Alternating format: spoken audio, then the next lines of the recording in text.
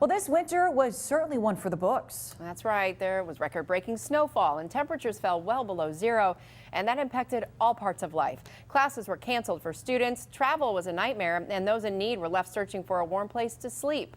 Today, KIMT News 3's Jeremiah Wilcox spoke to city leaders about what plans they have to keep people off the streets of Rochester next winter. I'm here at the Salvation Army, where just a few months ago, this warming center right behind me was at capacity. Now, we've experienced weather that was so cold, this place saw 50 to 60 people looking for a bed in a single night. Now, the city is looking into how it could extend the warming shelter for the next winter season. We had a pretty brutal winter here, even for Minnesota standard. Heavy snowfall and frigid temperatures left many homeless people like John Parker searching for warm shelter. I can't tell you, I just did what I could.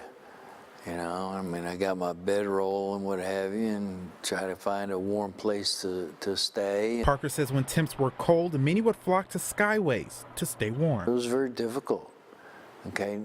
Not only just mentally, but physically too. Lisa Mueller is a major at the Salvation Army and tells me they often kept the doors open around the clock during the month of March. Allowed our building just to become a respite right up until 7 p.m. again, until it was time to come in and bunker down for the night. The county asked the Salvation Army to remain open at all times, racking up a bill of over $20,000, and that wasn't in the budget. We were funded for, and what we were positioned for is supposed to be an emergency overnight shelter when the temperature dipped below zero. So that's what we had done. The county, City of Rochester, and Mayo Clinic decided Monday night to split the bill. Mayor Kim Norton tells me the city is doing more to better prepare for the next winter blast. We're looking at a group out of La Crosse right now who might be able to come in and work with a nonprofit agency, whether it be Salvation Army or Catholic Charities or someone else entirely different, we don't know yet, to say, here's our first step. In the next 100 days, we're going to get this done. Parker, he's hopeful city leaders will find a solution before the next winter season. I'll call the mayor, you know, my advocate. So, advocate general, per se.